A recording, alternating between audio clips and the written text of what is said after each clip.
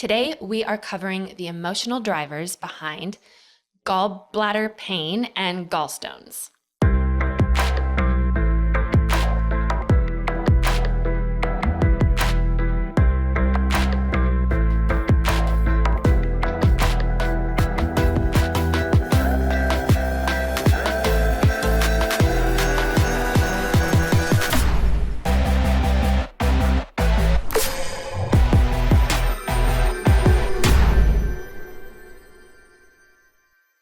Welcome back to the Mind Change Podcast. I'm your host, Heather McKean. Please take a moment to like, subscribe, download, and comment. It really helps us to continue to create all this great content for you, and it helps us know what kind of topics you are most interested in hearing about. Now, physiologically, the gallbladder is a small pear-shaped pouch that's connected to other parts of your digestive system. It stores and releases bile, the fluid that your liver produces to help break down fats. Another word for bile is gall. Gallstones are hardened deposits of that bile, and they're usually made up of extra cholesterol or bilirubin, and those can form in your gallbladder. Most gallstones do not seem to cause symptoms, so we're frequently passing gallstones without realizing it. However, when gallstones become larger or when they begin obstructing bile ducts, then symptoms or gallbladder attacks can begin to occur, and they can be very painful and often lead to needing surgery of some sort. And it's interesting to note that certain populations tend to suffer more from gallbladder issues than others. So women are more likely to develop gallstones than men. Older people are more likely to develop gallstones. And American Indians or Native Americans have the highest rate of gallstones in the United States. Now, metaphorically, the gallbladder represents our body's ability to process, digest our thoughts, attitudes, and emotions. Bile represents how well we process bitterness, anger, hurt, resentment, and some of those other negative emotions. The overall driver for gallbladder issues and gallstones is feeling unworthy, rejected, or not good enough.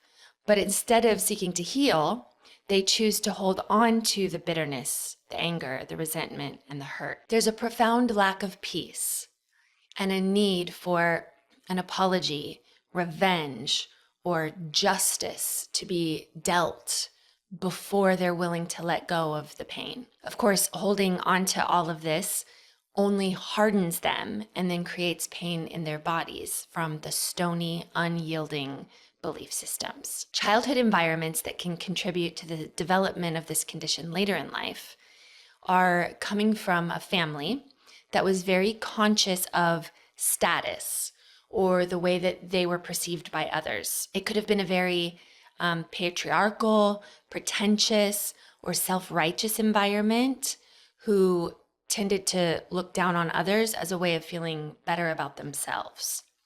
So there's a lot of different ways that this could be.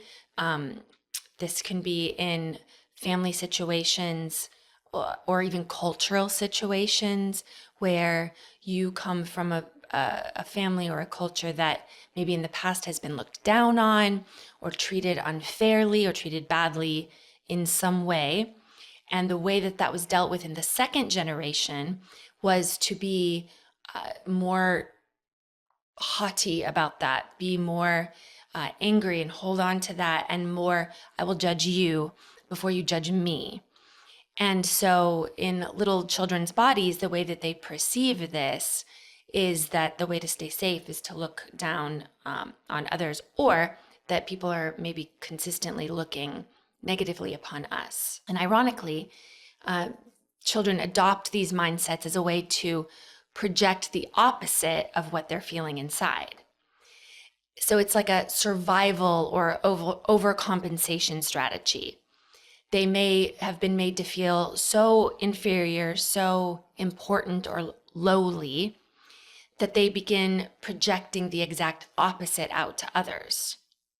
And over time, it might seem that those people are actually arrogant or prideful. They might have a tendency to inflate their self-importance or have a pronounced propensity to be judgmental. They even can become controlling, power-seeking, or feel that they're due special honor or respect. And this would have been in the adults and the environment around the children. And some other childhood drivers are growing up in a home where there was a lot of blaming and accusing of the children. The adults may have been very defensive and therefore rarely took responsibilities for their mistakes or wrongs. Instead, they would just go sternly silent or withdraw. And this left the children feeling rejected and unloved. And in the absence of parents accepting any blame, then what happens is the children internalize it all. You may have had a father who was a harsh or distant man. You wanted his love and affection, but he also may have scared you. So you wanted him close and far away at the same time. It's possible that one side of your family may have looked down on or judged the other side of the family. This could be in a situation where, let's say, the mother's family had hopes that their daughter would marry a certain type of person or from a certain class or of a certain job. And when the father was not, or the chosen mate was not, then they carried this story of, you were never good enough for her. And it could be totally the other way around. It could be the husband's family feeling that same way and then judging not only the wife, but judging the wife's family or where she comes from. So that sort of judgment can be very confusing for children because you love both of your parents and we want to see both of our parents in really good lights. And we want our surrounding families to be supporting and loving of that as well. That's the natural, that's the norm.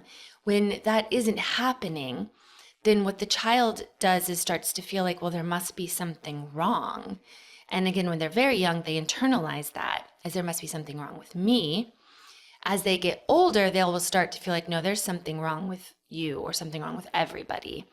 And often they'll feel like, whether it's said or unsaid, the older child starts to feel like they have to choose sides.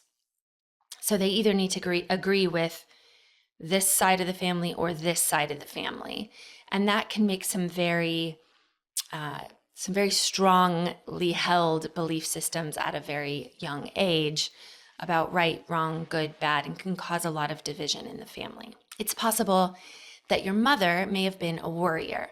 She may have always seemed busy with some crisis or another. Her anxiety and stress seemed to take precedence over your needs and what was going on in your life. So that wouldn't have been overtly said, my stress is more important than you, but it would have been justified in, can't you see that there's this thing going on, this crisis going on? How could I possibly care about your grade or your boyfriend or girlfriend or your little project that you have at school or what's happening in your friend life? And because they had some sort of crisis that they were dealing with that they deemed to be of more importance.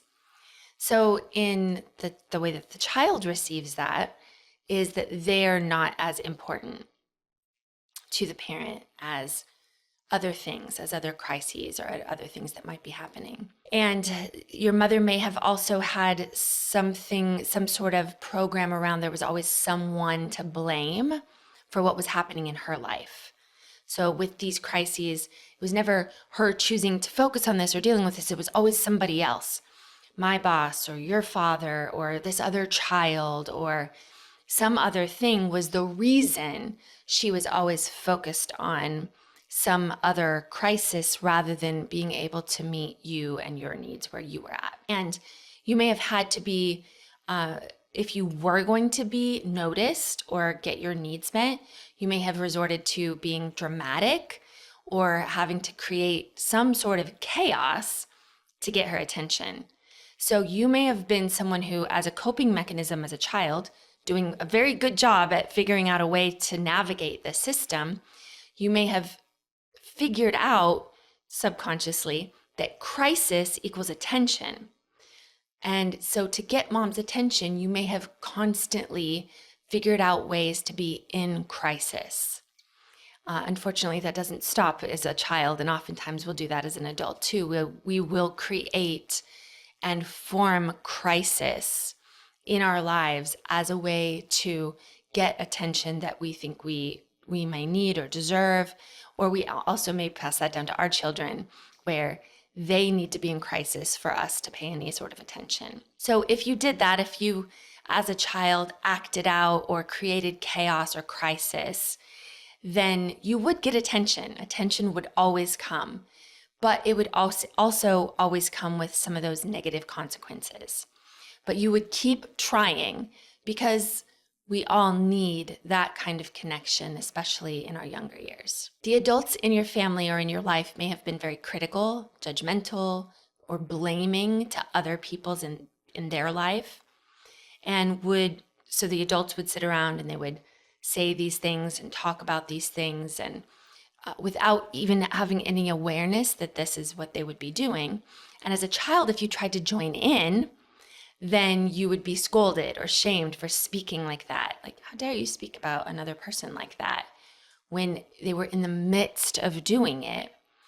And so it becomes one of those, it's a do as I say and not as I do situation. And that can create a lot of conflict and confusion in children. Your family or culture may have put a great deal of pressure on your performance as a child, sort of in a let's show them type of attitude to the people that they hold responsible for their oppression. And this would have felt like a heavy burden to carry, as if somehow you could lift the entire family or in generations out of this lower place in life, or this lower class, or this lower way of thinking, or all of this generational ancestral trauma, that you will be able to pull them all up out of it if you will just perform and show them.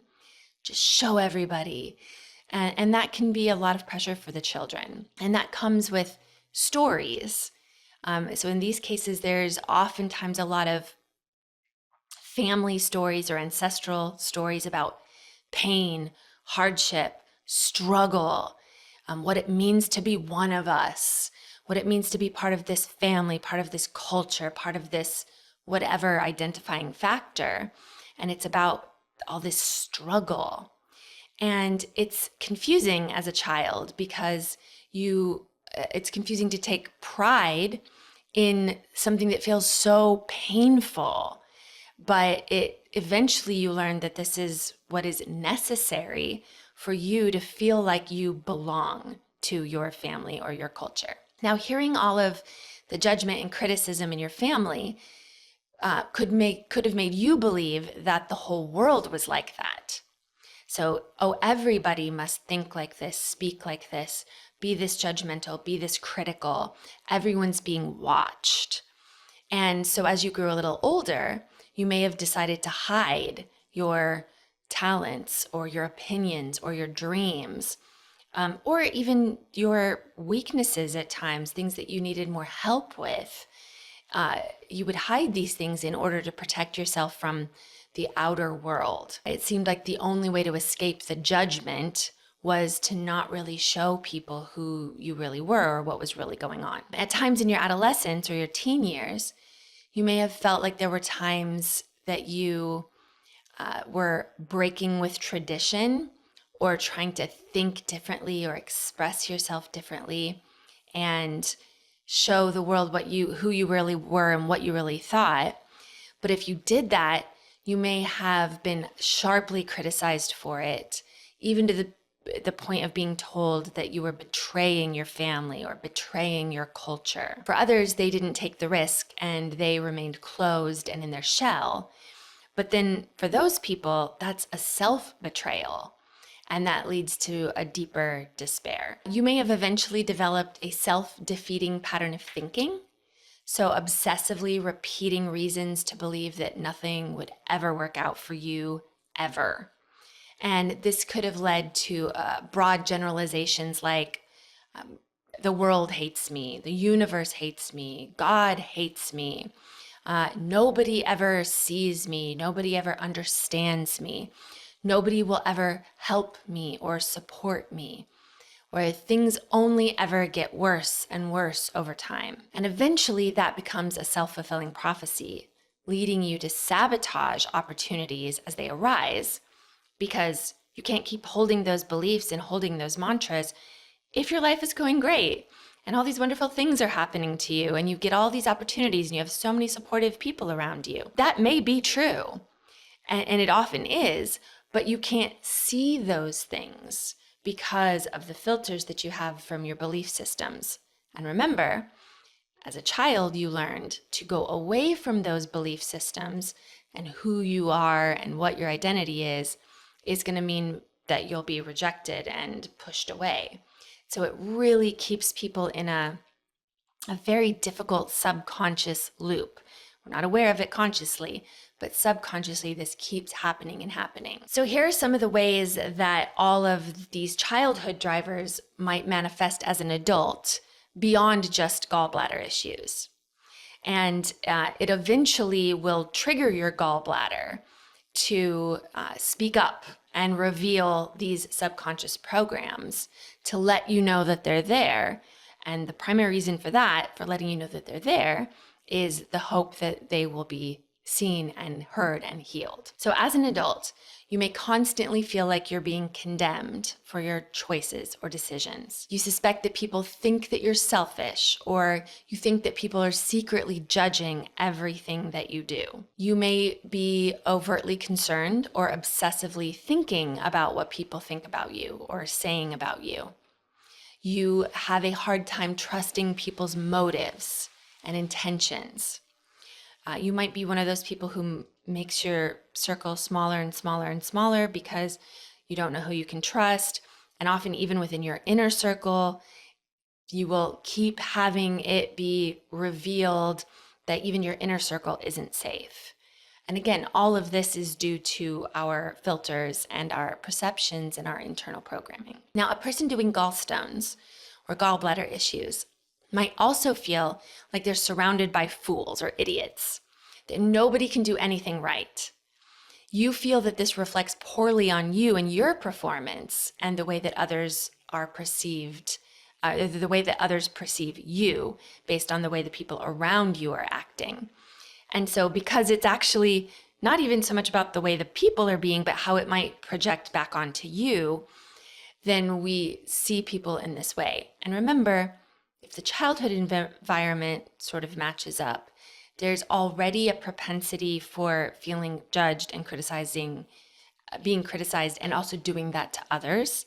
So then oftentimes the safety issue within the circle is you. And it just keeps being put out to other people. Another driver for gallbladder issues is that you feel outraged by the way that the world is, and outraged about the people in it and how they treat you. So you hold grudges and you feel that you're a victim of many injustices. So these people will have stories in many different ways of being taken advantage of, being victimized by this system or this community or this environment. And with that, they will not generally be aware of this at all, but they will have such a program and history of injustice that was done to them. Also, you may have difficulty in intimate relationships, again, because you don't trust. So you don't trust love, and you have a history of disappointing relationships. So you stay insulated and isolated in your interactions with other people. But underneath the distance is sadness, solitude, and loneliness. You frequently feel that people are frustrating, irritating, and untrustworthy, or life is just unfair, and you aren't sure you want to be around other people ever. That's some of the things that you will hear them say.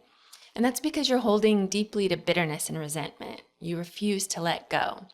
So this leads to stony thinking, the rigid, hard thinking where it's unchangeable and unmovable, these stories and these thoughts. And so what happens is, metaphorically, our body starts to have an excess. So it's producing bile to break these things down.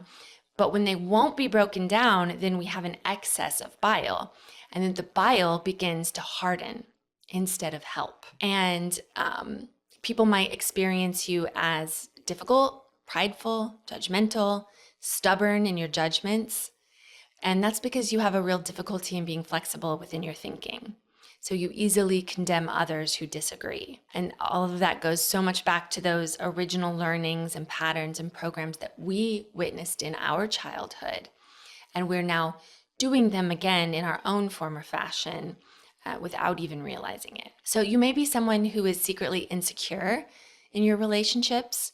You fear that you could lose someone dear to you without warning at any time. If there has been a loss, then it becomes a source of great bitterness and hostility. You cannot digest it.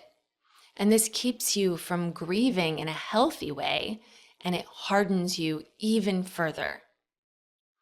And sometimes this happens if there's a loss, a family member, a parent, and if a loss involves discussions over a will or an estate or something that is going to be left behind, then for you, this will be a source of much pain and much strife. The way that you look at those things and perceive those things will be different than the way someone else may perceive that and feel that. Again, sometimes that comes in with that crisis, like everything needs to be a crisis. And so because you're not actually grieving the loss in a healthy way, this becomes the crisis that needs to have all of your attention, and it becomes bigger than it needed to be in the first place. So rather than deal with your pain, you will take the hardened, condemning approach to what that person has left behind. And you will project your unfair view of life onto the process. And this can be a big trigger for gallbladder attacks. Another driver is you often perceive conversations as confrontations. You fear that something will be taken from you, so you attack first. And this can blind you to solutions that may be out there, or even someone might be bringing a solution, bringing feedback, bringing something helpful. But because you view it as an attack, you never receive that information. So you stay stuck in these cycles. Another driver with gallbladder issues is you make many enemies. You may even reach the point of obsessing over the felt and perceived injustice and seeking revenge over certain people or situations or things that have happened in your past. Another driver is that you may see places where you could be of value or where you have certain talents that could be helpful, but you hold back due to fear of rejection or fear that someone may criticize you. And the interesting thing about that is you're holding back so that you don't get criticized. But when this is in work environments or even family environments, it often can look like you're not pulling your weight. You're not doing your share, or that you're somehow withholding. Now you're doing it so people don't criticize you, but you will eventually be criticized for that. And again, it just pulls you into that vicious cycle. As you age, you may feel that you have unpaid debts. So often as happens is when we age, we start to look back and we look over our lives, and people who do gallbladder issues may feel like they've got unpaid debts in their past.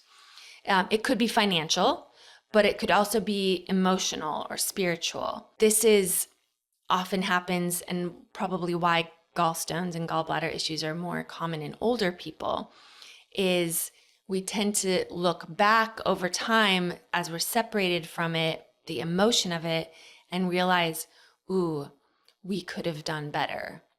We really weren't showing up in the ways that we would have liked to have shown up with our children, with a spouse, in relationships in general, even in our careers. And you start to look back over those things.